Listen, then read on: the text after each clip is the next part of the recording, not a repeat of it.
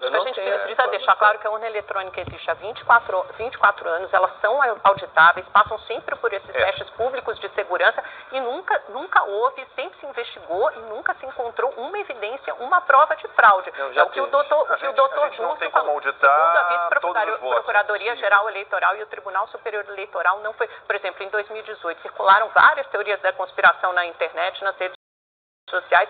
Eles disseram que uma investigação foi feita depois de 2018 e não houve nenhuma desses casos relatados nas redes sociais, não foi encontrada nenhuma evidência de fraude. Então, acho que a gente tem um sistema bastante seguro. Até um pouco de síndrome de vira-lata, falar só porque o Brasil tem esse método que é o mais moderno, um dos mais modernos do mundo. A vanguarda e seja um exemplo de segurança da informação. Mas quando a gente começa a utilizar a urna há anos, de fato o Brasil estava na vanguarda da época, apresentando um sistema muito eficiente e tem uma tradição seguro. Nesse A questão sistema. é que hoje esse sistema não é o melhor. O blockchain poderia ser. Agora nós temos um problema gravíssimo, que é o como substituir a urna eletrônica no sentido de sigilo do voto. Não existe seguro hoje do que você entrar na urna e não ter ninguém, de alguma forma, te coagindo ou comprando o seu voto, porque ninguém vai saber de fato em quem você votou. Nem aquele seu candidato conhecido que pediu o voto. Agora, quando isso vai para a internet e se torna o celular a urna, aí a gente tem um problema gravíssimo de como manter o sigilo do voto. Então o sistema não é inviolável, aliás, não sei, fala do blockchain, não sei se há um sistema inviolável. E a gente não tem o que muita gente pede, que é o voto impresso. Então, você terminaria o seu voto, né, seria feita uma cópia do seu voto, seria depositada numa urna, você teria como auditar. Urnas ou não, quer dizer, não faz sentido, me desculpa, mas não faz sentido acreditar que países como o Japão e os Estados Unidos não conseguem chegar ao estado da arte que o Brasil consegue, né? Então é óbvio que há uma desconfiança. Aqui nos Estados Unidos eu sei disso porque é um tema recorrente, né? E eu quero lembrar, inclusive, que a própria Amanda, né, apresentou uma reportagem nessa rede TV quando o Trump venceu em 2016, falando exatamente disso, né, mostrando que havia muita desconfiança em relação a fraudes. Então, de novo, esse é um assunto recorrente. Não é porque a gente tem que lembrar que não muda só porque o resultado foi a favor do que a gente quer ou não. É o sistema que está em debate. Veja que no Brasil mesmo, em 2014, tivemos aquela questão ali do Aécio Neves com a CEF, que todo mundo já estava cantando vitória do Tucano e de repente houve uma reversão. Né, o Acre ali entrou no final. Então isso, de novo, isso vai minando a confiança dos brasileiros no próprio sistema e, portanto... O seguinte, o voto por papel nos Estados Unidos mostrou que é ultrapassado. Você acha, Constantino, que as urnas eletrônicas seriam aceitas aí nos Estados Unidos?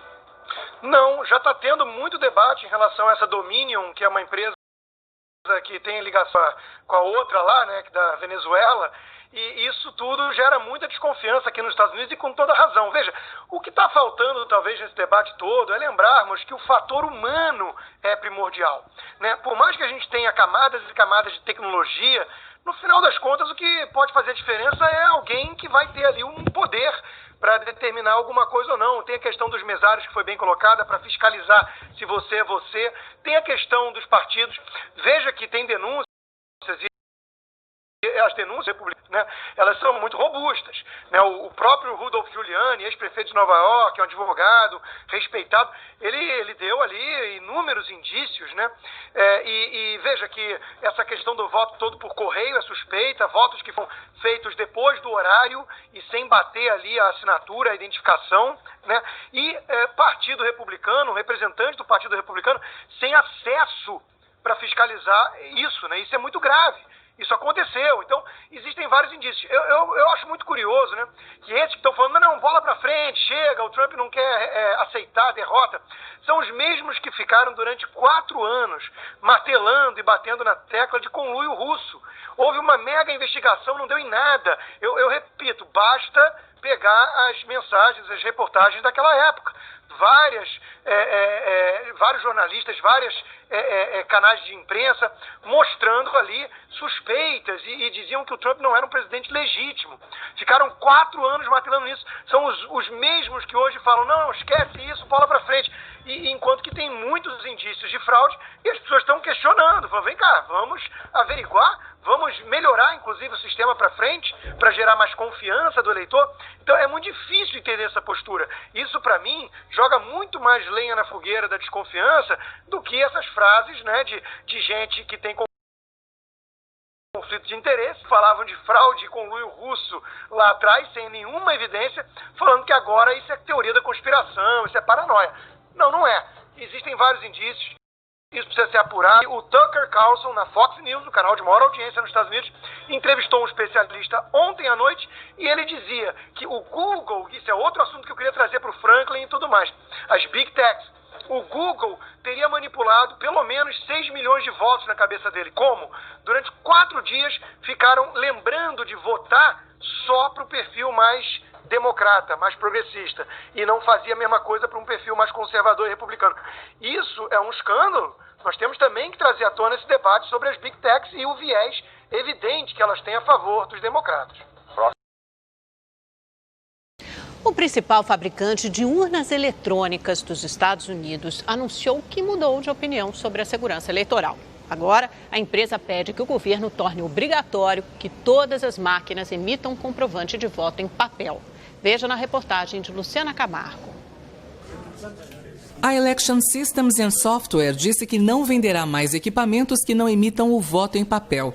Até então, a empresa era defensora das urnas eletrônicas sem registro físico como as do Brasil. Em um comunicado, o presidente da companhia, Tom Burt, disse que os comprovantes de papel evitam erros e adulterações por hackers. Mais de 560 mil urnas eletrônicas são utilizadas nas eleições americanas. Mas, atualmente, pelo menos 12 estados usam máquinas que não emitem voto em papel. Com a aproximação das eleições presidenciais de 2020, especialistas se dizem preocupados. Numa recente apresentação, o professor de ciência da computação da Universidade de Michigan, J. Alex Halderman, mostrou como é fácil alterar o resultado de uma eleição. Numa urna eletrônica que não emite separadamente cada voto em papel, 3 voluntários votaram em um único candidato. Mas na hora de imprimir o relatório final com o resultado, o opositor ganhou por 2 votos a 1. Isso aconteceu porque, antes da votação, o cartão de memória da máquina havia sido infectado com um software de roubo de votos. Desde o início da investigação sobre a interferência russa na campanha presidencial de 2016, os investimentos em segurança cibernética eleitoral foram intensificados. Recentemente, o Congresso destinou o equivalente a R$1,5 bilhão aos estados americanos para melhorar a tecnologia de votação. Luciana Camargo, de Nova York, para o Rede TV News.